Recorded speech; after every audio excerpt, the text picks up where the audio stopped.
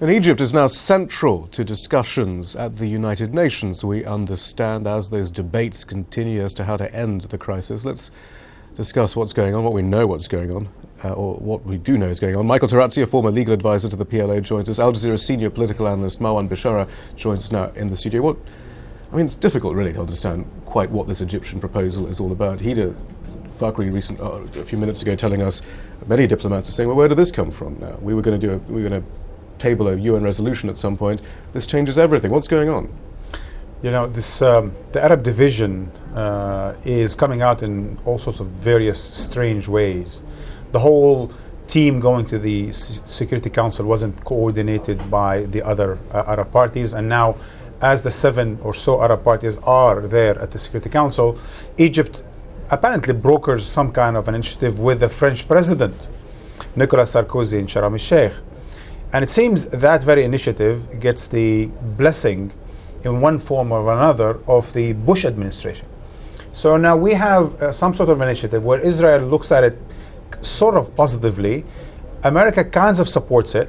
The French president is on board, and it's yet to be seen by the Arabs, who are presumably at the Security Council trying to mount an Arab front, if you will, against Israel in a legal or an international forum. Now, what does it say?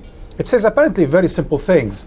Unconditional ceasefire, where Hamas would not be able to claim any victories whatsoever, because between the stoppage of all so-called violence, there will be a lull for a while, and then there will be open-ended negotiations, and there will be a time and a certain phase for the crossings to be opened.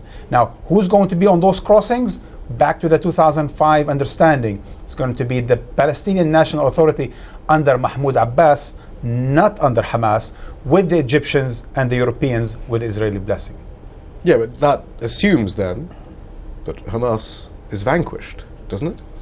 It seems to me, Shihab, that what's going on at the Security Council and what's going on in Egypt is very much in support of weakening Hamas in favor of strengthening Abbas. Now, you could argue, but that's exactly what the Israelis are trying to do on the ground. Well, guess what? In the end of the day, that's what's happening. The diplomatic surge is in fact enforcing the military surge. Isolating Hamas is apparently the common denominator by most of the parties at play today on the question of Gaza. I think Abbas is walking a very fine line here. I mean, if he expects to be walking triumphantly into Gaza after the post-Israeli or riding on the back of an Israeli tank. Exactly. I mean, he's going to be seen as someone who basically collaborated with the Israelis, collaborated with the United Nations, collaborated with the United States, and I don't think that's going to stand him in good stead in the long run. You know him. I mean, what's he up to? What's going on? Well, I think exactly that. I mean, if you saw the timing from the very beginning, he was not particularly vigorous in his condemnation of Israel in the beginning, because he saw Hamas, his rivals, being pummeled. This was his opportunity to have them finally vanquished on his behalf. And now he sees that sort of the post-Israeli strategy is to basically reinstall him in Gaza. And so now he's coming out a little bit more vociferous in order to set the stage for his triumphant return. I think he will be disappointed. Marwan, and Michael, isn't there a sense of enormous idealism then about this? There are enormous complexities on the ground, but in this beautiful world of this plan then, Mahmoud Abbas gets control once again over Gaza. Tzipi Livni and Ehud Barak can go to the Israeli electorate and say, look, we solved this. Gaza is basically Egypt's problem. Now the Rafah crossing is open. We don't have to touch it anymore. Even Obama does quite well, because something that's kind of his agenda. Everyone comes out looking great if Hamas has nothing to say about that. Well, that's the thing. It assumes that the Gaza Strip is going to be smothered in the next few days, while in fact Israel's leading strategic thinkers and commentators are telling us today that Israel is there to stay, and there's going to be no Israeli withdrawal, as Egyptians would hope, from the Gaza Strip anytime soon. If anything, a lot of them are now looking at this like the 1982 invasion and blockading of Beirut, whereby the Israelis did not leave until then the Palestinian leader Arafat quit the city and left by sea. So there's a sense that the confrontation in Gaza are going to go on and on until either Hamas surrenders or it completely capitulates in favor of unconditional ceasefire. Only then would the Egyptians and the Israelis and the President Mahmoud Abbas National Authority would step in to basically build on that, if you will. You're right, but it will be a win-win situation for, of course, Mahmoud Abbas and the Fatah Party. It will be a win for Israel. It will be a win, as you say, for incoming President Obama. I forgot to mention Bush, of course, who has a foreign policy victory on absolutely. his way out. The only losers in that case will be, once again, the Palestinian people. And why would they be at loss? I mean, because we're back to step one. Condoleezza Rice saying again, in the end, this is about the people in Gaza having a normal life. This is for their own good. Yeah, but there's no such thing as a normal life under occupation. This has been the strategy from the very beginning. Israel wants to go back to the status quo, where they have free reign, both in Gaza and in the West Bank, in order to, not necessarily in Gaza, but in the West Bank, certainly in East Jerusalem, to build settlements, to continue to confiscate land, all the while telling Palestinians they need to reform. This is where we were in 2005. If that was acceptable, we wouldn't be in the situation.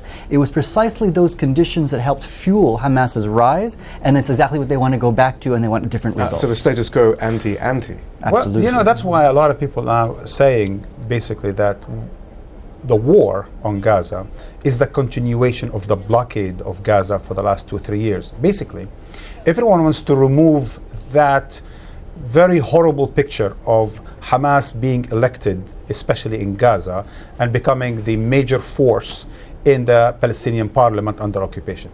So since then, between America and Israel in particular, and certainly because Mahmoud Abbas is not exactly friendly to Hamas because he lost the elections to Hamas, there has been an effort to remove that elected body from the political scene. It didn't work out with a blockade. Now they're hoping it will work out with war. Now, it could tactically work out on the short term because of the incredible firepower by the Israelis.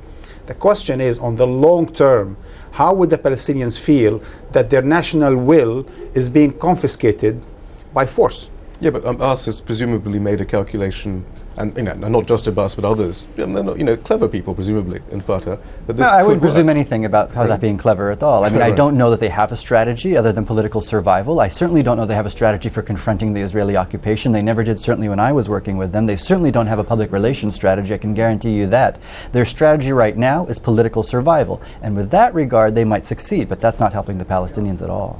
But I mean, having said that, it's not Fatah or the Palestinian National Authority that is conducting a war or an offensive against Gaza. In the end of the day, we have a Palestinian president, and he is the head of the Palestinian Liberation Organization. And all of that is happening in Gaza. He needs to take initiative. Now, of course, everyone would have expected him to mend fences with Hamas first and foremost, and put a national front, a Palestinian national front. Instead, what's happening is there is more back alley type coordination, complicity between Abbas and the Egyptian president and the French president, and everyone is talking while the real party in Gaza is completely absent. Do you think that sort of action day, if this plan does go into effect, might that be the sort of thing that might get Hezbollah and others involved on a different border or something? I mean, this does assume that Hamas is basically destroyed. No, you see, again, you're now assuming what the Israelis would hope to assume, that a war has a very defined landscape and a very defined calendar. In the Middle East, it seems that it doesn't. For example, 6-7 war has been going on for 40 years, and the 82 war has been going on until today, and the war against Hezbollah continues. These wars don't have particular landscape or particular calendar. They just seem to be going on in different ways and means.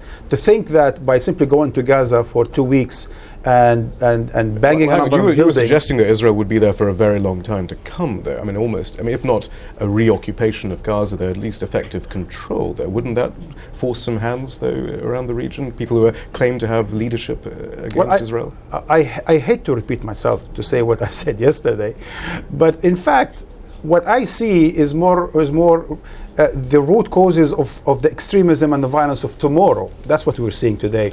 Some people might think that they will, have closure with simply winning a battle. In fact, they're opening a number of possible wars in the region.